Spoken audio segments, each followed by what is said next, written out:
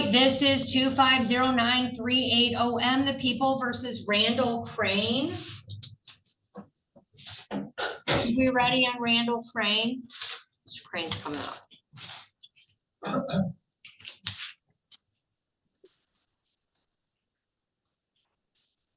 Hey, you, Mr. Kazicki? No.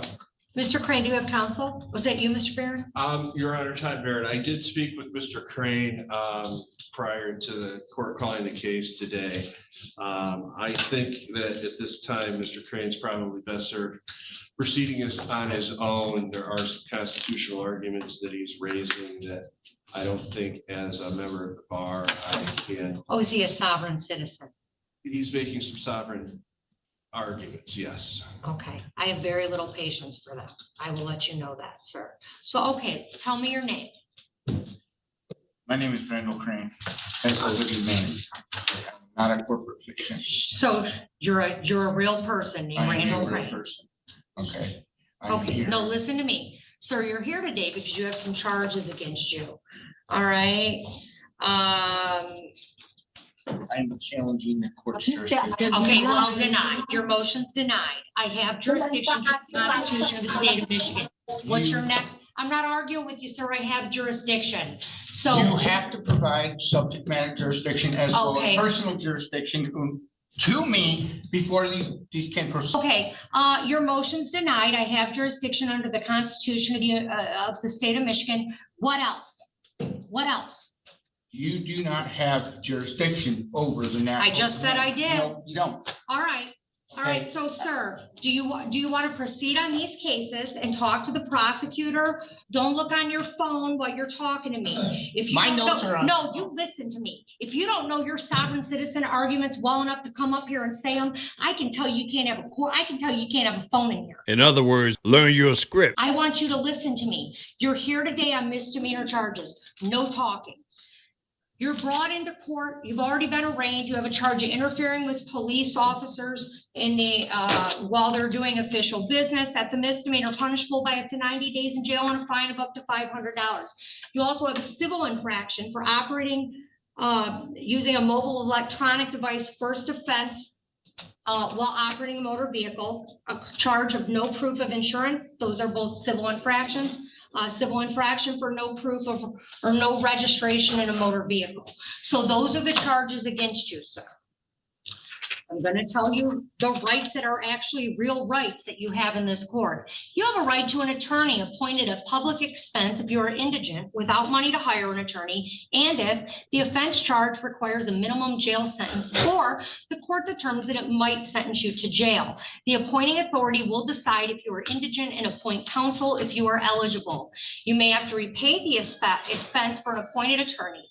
You may contest your ability to pay the ordered fees if the court attempts to collect any cost for an attorney, and the court must determine your ability to pay at that time. If you have a trial, you have the following rights. You have a right to, this is how trials work. You have a right to call witnesses to speak for you at trial, and you can get an order signed by the court to require witnesses to come to court. You have a right to see, hear, and question all witnesses against you at trial. You have a right to be a witness for yourself or to remain silent. If you chose not to be a witness on your own behalf, the prosecutor could not comment on your refusal to testify. Lastly, you have a right to be presumed innocent unless you are proven guilty beyond a reasonable doubt. If you enter a plea, obviously you'd be waiving those rights. You also have a right to be released on bond. Now, it looks like you previously stood mute on these charges, so you're here today for a pretrial. You have a few options, sir, under the law of the United States, the Constitution of the state of Michigan, and statutory law and court rules in the state of Michigan. You can either retain your own attorney to proceed on this case, or you can have a pretrial with the prosecutor directly and try and work out an agreement, or we can set it for a jury trial. Okay, those are your options. You can get an attorney, use a court appointed attorney, but you understand that attorneys have an obligation to follow the law and not make frivolous arguments, which is what you want to make today. And if an attorney makes those arguments on your behalf, I could sanction them. So no attorney on this green earth is going to come in and make the frivolous arguments you're making on your behalf. or you can speak to the prosecutor, or we can just set it for a jury trial. Out of those, I don't want to hear it. I want you to pick out of those four options what you want to do. Hire an attorney, speak with court-appointed attorney, talk directly to the prosecutor to work towards a resolution, or set a jury trial. Pick. Let me ask you a question.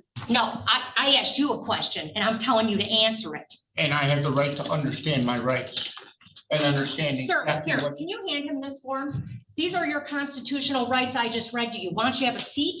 You have a seat, read your rights, and I'll call your Your case Honor, back I up. am asking for you. Have a seat right now What and was read your oath rights. of- Have a seat. Have a seat right now and read your rights, sir. If you I don't read- understand them, read them. I move for this court to dismiss. Have a seat. Where is he? Okay, well, that might never happen, but, what was that guy's name on that file? Because I'm assuming did he leave? Cream, he did. Did he leave? Yes. Well, he's big mad. Well, I need that file, so I'm gonna give him a bench warrant. All right. All right. Are you okay, Amy? I'm coming. I promise I'll get to you real. RFK Jr. is correct. Fluoride in water has hardened a lot of brains. I'm just, you know what? I know I should be more patient. I'm so tired of the sovereign citizen. All right, we're coming back up. This is 2509380M, the city of Taylor versus Randall Crane. Mr. Crane, you want to come back up? Mr. Crane, did you have a chance to go over your constitutional rights that I provided to you? Yes, I understand my constitutional rights. Okay, thank you, sir. So at this time, I gave you four options. Would you like to retain your own attorney? Would you like to speak with House counsel and have an appointed attorney? Would you like to meet directly with the prosecutor? Or would you like to set the matter for jury trial? I'm going to be requesting for an order of change of venue. Denied. Anything else? There's no basis for that, sir. So I'm asking you, we'll just set it for a jury trial, okay? I have to understand everything in regards to my case. Sir, I gave you your constitutional rights so that you could review them. I also gave you the attorney, I understand a that, court-appointed attorney to go over those rights with. So I gave you an opportunity to understand your rights. I'm not going to entertain, listen, I'm not entertaining your sovereign citizen arguments because they're unfounded and they're not legal. There's no legal basis for them. So I'm not doing it. So now I'm asking you, out of the four choices I gave you, which one would you like to do? I am required to understand everything in regards to my case, Okay. including subject jurisdiction matters. All right, well, you could do your Personal research. I'm jurisdiction. setting this for a jury trial. We'll see you back for your jury trial on November 14th of 2025 at 9:00 a.m. I really recommend you retain an attorney prior to that date, sir, because I know I'm going to tell you what you're not going to do, waste the citizens of Taylor's time with your nonsensical arguments. You're going to come in, you're going to try your case. Again, if you want to talk to House counsel, you could do so. All I'm right. not wasting the city of Taylor's time. Okay, good. We'll see you on your trial date. Have a good day. Judge Shackelford has no patience left for sovereign citizens. He'll deal with this one when the trial date comes around. Now let's move over to Magistrate Chisholm's courtroom. He's got a defendant in there fighting a speeding ticket, and this guy has his own version of events. Magistrate Chisholm, however, has a very different one. We have a Samsung. It's either going to be Mr. Wiggins, or Mr. Walker. Let's see. There's somebody signing up for a pretrial. Screen name Samsung. There we got sound on Samsung. What is your name? I'm Jonathan Wiggins. Okay. Your ticket is 25RO03001. This is a speeding ticket that was issued on the 9th of May at about 1:30 in the morning. You're eastbound 11 Mile in Lafayette. You were cited 35 and a 30. You can admit or deny responsibility, or you can admit responsibility with an explanation. How do you wish to proceed?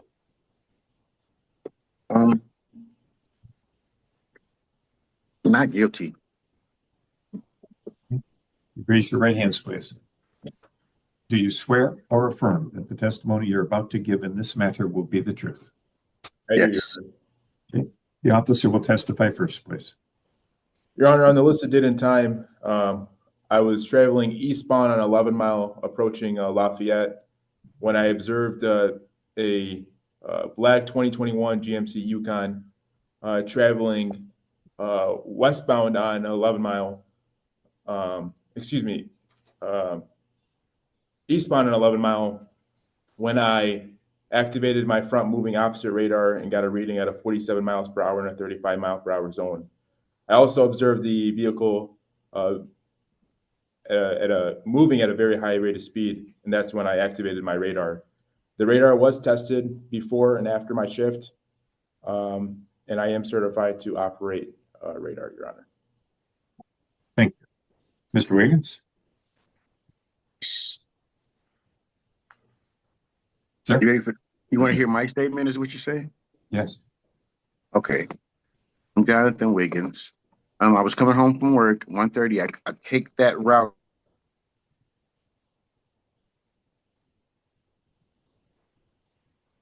We've lost sound. No, he froze. He froze, we lost sound. Let's see if I can go. Do we have a phone number? We do. Your Honor, I'd like to just clarify something. I was traveling, I might have missaid something in my testimony, but I was traveling westbound, the vehicle was traveling eastbound on 11. I don't know what happened, but it just cut off on me. Yeah, but we got you back. So Okay. where it left off was, you said you were on your way home from work?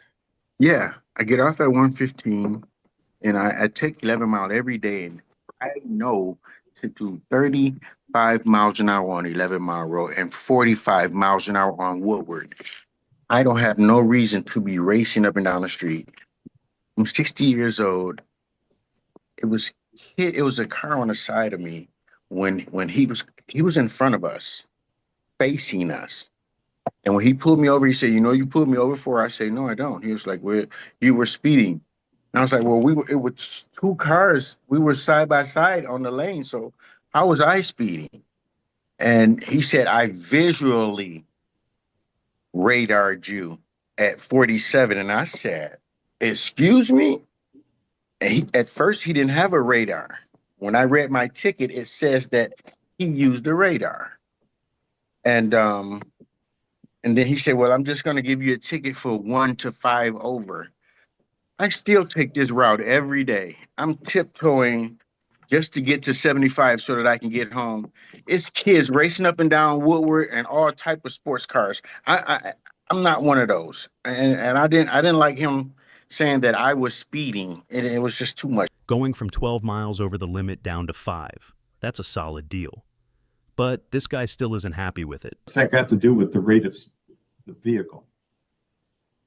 I was doing 35 miles an hour on 11 Mile Road all the way to 75. I don't know how he clocked me at 47. It was two cars. It was me and another car. We were side by side. Maybe both of them were speeding. Why does He that was in- show that you weren't going 47? He was in front of us. The officer He was opposite direction. Yes, he was facing us. Yes, coming from another direction. Then he turned around and got behind us. Got behind me, and I saw him. So I'm still doing 35 miles an hour down the street. Then he pulls me over. He had the time to read the one car plate next to me, and he had a chance to read my plate. He pulled me over and said that I did 1 to 5 over, but I was really doing 47 or something. And I take this route every day. I work at the hospital. I have no need to race. I have a big Yukon truck. It is not a race. That's actually a point that's going to work against him. Radar guns lock onto the biggest or the fastest vehicle in range first. So, if he was driving next to a smaller car, the radar would have picked him up first. He basically just made the case against himself. And I don't drive it like that. I don't have any tickets for speeding or none of that. Never. I haven't had a ticket in almost 20, 30 years. So to hear this was kind of like, wow. I'm saying I'm not guilty on the speeding charge down 11 Mile Road. I know the law on Woodward and 11 Mile Road. I do. And that's a chance you just speeding down 11 miles, doing 100 miles an hour to get to 75 is crazy. I would never do That you haven't had a ticket in 30 years. I see a ticket in St. Clair Shores in 2020 and a ticket in Highland Park in 2023. speed. A ticket. Oh. The one in St. Clair Shores was speeding. 1 to 5 over, was it like that? Yeah. That appears to be the case. I'm a good driver, Your Honor, and Yeah. I'm I not saying don't you're a appreciate- bad driver. I don't want to be Civil punished. infractions are not crimes. Civil infractions are mistakes. They don't involve an intent to do evil. If somebody's just driving down the street, it's not unusual that they could be speeding because the speed limit's Very. set low. And if you're in a speed zone that's 25 or 30, and you're not thinking about your speed, you're just going from point A to point B, most of us could well be going faster than 30. Now, your speed was measured at 47 before the officer turned around to get behind you. Allegedly. Measured as you approached the officer. He said he had it on radar, sir. He should be able to present that. I mean, he told me That's not the way radar works. he told me he clocked me visually. He told you that he measured your speed with the radar because he observed you to be speeding. That's what motivated him to operate the radar, to use the radar device to measure the speed of your vehicle. He told So- me he visually clocked me at Oh. 40. But Okay. it's okay. That's not the you're taking things out of context. If an officer sees a vehicle approaching and thinks that it's going faster than the speed limit, they're trained, they can give a visual approximation that is going to be pretty darn close. Research indicates that the visual observation speed, not with a radar, but made by an officer, is going to be about 2 miles an hour slower than the car is actually going. But Okay. the point is, the officer thought you were speeding. He didn't cite you for what he thought you were going. He operated the radar so as to measure the speed, and he found that you're going 47. You've got a decent driving record, to say the least, and in the exercise of his discretion, he elected not to cite you for the full 3-point infraction, but he gave you a 1-point infraction. He knocked it down to a 1-point event. He's certified to operate radar. The radar unit was checked both before and after his shift. It worked at the start. It was still working at the end of his shift. It didn't break and fix itself some point in the middle. So there's no finding here that says that you were intentionally speeding, but I do believe you were going 47, and that means at least 35. So I do think you're responsible for 35 and 30. That is the speed limit there, 30 miles an hour. And the Yes. fine for that is $130. The $130 can be paid online or by mail, or you can Okay. pay it at the courthouse counter if you prefer. Can I eliminate the points, Your Honor? The points don't come from the court. They come from the Secretary of State. I can't change them. And you say he checked his radar, not you, right? Of course, I didn't check his radar. I don't Okay. know anything about radar. He didn't have a radar, sir. Yeah, he did. He didn't use. He told me he did not use a radar. It was. Oh, that's two not of what he us. said. He said he We made a were- visual observation of the fact that you were speeding. It Then was he used two the radar. cars. It was both of us. It was two That doesn't mean cars. that either one wasn't speeding. If two cars are going the same speed, that means they're both going the same speed. Yeah, so pull both of us over. That's not practical. Yeah, it is. I don't understand. I just know. You know what I really believe? I That don't he think got I a want to chance. hear. He got a chance to judge, and that's all I can say. As he's driving in the opposite direction from you, he has no idea as to how many people are in a car or what they look like. No, when he this turned hearing's over. Magistrate Chisholm cutting people off when they won't stop talking, always good for a laugh. Anyway, that case is done. Now we're heading into Judge Hesselink's courtroom. There's a self-represented plaintiff in there who didn't exactly shine at his job. On top of that, he buried the court in a pile of motions that went nowhere. Let's see how this plays out. Next matter is Jeff Hodges versus Megan Sheldon. It's file 25-40686-GC. Who do we have present for this case? Jeff Hodges. Good afternoon, Your Honor. Matthew Kassar, P83663, here on behalf of the defendant, Megan Sheldon. All right, thank you very much. And do we have, anybody here for Jeff Hodges? Yes, I'm here. All right, I do see you now, Mr. Hodges. Thank you very much. This is a motion for summary disposition filed by the defense. I'm going to give each side an opportunity to tell me why they believe that their side should win. Counsel, go ahead. Your Honor, just so I can clarify, I think today, I'm happy to go forward. We did file, Ms. Sheldon filed a motion for summary disposition. It is set for hearing July 14th, just to comply with the court rules, the 21 days. This was the date and time set for a pre-trial. Again, happy to go forward with arguing the motion for summary disposition, but per the court rules, we had to set the hearing out 21 days. I see that now. Thank you for bringing that to my attention. Mr. Hodges, did you understand what he just said? I don't know the procedure. The procedure is if they file a motion such as he's filed called a motion for summary disposition, that is a motion that says we win by virtue of what the law says. They have to give you 21 days to respond to that. And that would be on July 14th. It's already set for a hearing then. So 2 weeks from now. However, if you want to, you could allow that to be heard today and we would just cancel the hearing on July the 14th. If not, we'll probably just come back on July the 14th and we'll argue it then. What would you like to do, today or on July 14th?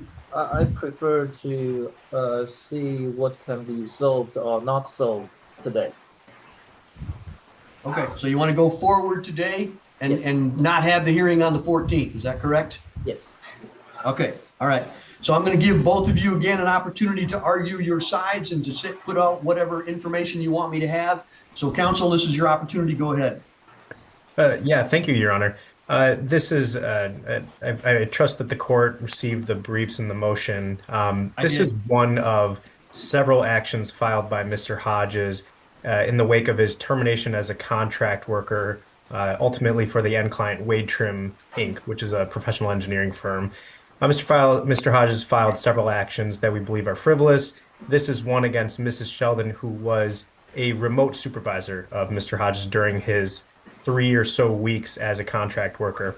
Mr. Hodges was terminated for performance purposes, performance concerns. He was an at-will employee. He was actually terminated from it's called Act Talent, which is a staffing agency that Wade Trim uses to staff some of its engineering projects. This was filed initially as a small claims matter. There's a short affidavit with half a paragraph or so of allegations that are vague, conclusory, do not state a cause of action, and do not state any facts that would support any cause of action under Michigan law. So Ms. Sheldon moves under MCR 2.116C8 and 10. Mr. Hodges' claim, if there is a claim, if there is a cause of action, fails as a matter of law for all these reasons. There's an affidavit from Ms. Sheldon in support of the motion for summary disposition. And I will note, Your Honor, that because Mr. Hodges has not responded, ordinarily, in order to defeat a motion for summary disposition, he would need to respond with an affidavit or evidence of his own to rebut the arguments that are stated in our motion for summary disposition. That hasn't been done. Again, I'm not sure that there would be any reason to do that because, again, there's no cause of action. What it suggests is a wrongful discharge, but he was an at-will employee, not even an employee of Wade Trim. He was a contractor, and at-will employees can be terminated at any time for any reason or no reason. We go into our briefs, and I'll just be brief, no pun intended, but be brief. If there was a cause of action for fraud, that hasn't been pled because all the elements have not been established. If there's a cause of action for intentional infliction of emotional distress, that too fails under Michigan law. And if there was a cause of action for wrongful discharge, as I stated again, under Michigan law, that's not viable. For these reasons, we request that the court dismiss this case. That's it. Hodges, how do you want to respond? First, I'm aware of the at-will law, but my termination is illegal because I'm a protected employee under the federal laws, and I clearly state so. Seems like the other end has problems of the comprehension, so that's problem one. So I filed a small claim lawsuit against Megan Sheridan for her deceptive action to lie to me for a meeting 2 hours away to drive that incurred significant travel expenses on the last day of the snowstorm here in Michigan. And potentially criminal activities has occurred because after I was unwilling to settle initially, someone in Waitrim made a false accusation on me, accusing me as a terrorist, trying to get me arrested. And the police report is available in Kent County Sheriff Office. And the CFS number is KSP-0123167-2025. But of course, the prosecutor see the content is nonsense, so they decline to press the charge. And through this process of the bogus baseless attack to fabricate me as the terrorist, online stalking has occurred. So as an additional discouragement of further actions like that, because someone in Waitrim stalked me online, collecting information, and that includes the CEO of the Waitrim. So I have to file additional lawsuits to the CEO directly himself to discourage future escalation of the harmful activities against me. Your Honor, may I respond? Sure. So I want to respond to each point made. First, Mr. Hodges, one, did not plead that he's a protected class, and two, there's no evidence obviously offered that he would be a protected class. There's nothing that would suggest that he was anything other than an at-will employee. Also not an at-will employee of Waitrim or Ms. Sheldon, who's the defendant in this case, which was just one of his remote supervisors. Two, he said he incurred travel expenses on the day that he was terminated. If he did, he was reimbursed for everything, and these proofs are in our papers, so that allegation does not hold any water. And three, the quote-unquote accusation of Mr. Hodges as a terrorist is not true. If you look at, I believe it's Exhibit 2, the Ms. Sheldon affidavit. Exhibit A to Ms. Sheldon's affidavit is a compilation that Waitrim's Human Resources Department collected of Mr. Hodges' public LinkedIn comments that indicate that he is notorious for filing lawsuits and also has several threatening and violent comments against employers and supervisors and the like, which is why Mr. Hodges was reported to local law enforcement as Waitrim's Human Resources Department was concerned for the safety of their employees. And as you mentioned, filing a lawsuit against the CEO, that is also a lawsuit pending before Your Honor. And we have also filed a motion for summary disposition in that case and seeking sanctions for filing frivolous cases against Waitrim and its employees. That lawsuit obviously is not up for today. It's coming for hearing on July 21st, but we will be seeking the same dismissal and also costs and fees in order to have to defend against that case. In addition, Mr. Hodges filed a petition for a personal protective order against Mr. Andrew McCune, who's the president and chief executive officer of Waitrim. This is also a frivolous filing, also requiring Waitrim, Mr. McCune, and Ms. Sheldon to incur legal fees by way of a frivolous lawsuit. Again, there's no cause of action here. There's no facts that would support a cause of action, and it requires, and there's no evidence to rebut the now unrebutted evidence attached to our briefs that establishes that summary disposition in favor of Ms. Sheldon is proper. All right. Mr. Hodges, what information do you have to support your claim that you are a protected individual under federal law? In the email communication, I told, who was it? Megan Sheridan, that I'm a protected employee. And due to the underlying reasons for the protection, I need the reasons to notify them. And because of the email correspondence, since the email, I was terminated because of this. And I still haven't heard you tell me why you're a protected individual. What status do you have that would allow you to be protected under federal law? I'm protected under American Disability Act due to various disability conditions. Thus, I have such as what? Where such as this. So I need. Have you submitted any of that documentation with your responses to this court so that I can determine whether or not you're a person that has a disability? How should I submit the information? You do it the same way you send in information on anything. You filed a complaint with this court. That's when you put in. That's how you put in the information. You drop it off at the court or you mail it. However you got the original information here. That's how you get that here. So have you submitted any documentation to support your disability claim? They are here on my side, but not on your side yet. Well, there's nothing I can do about it.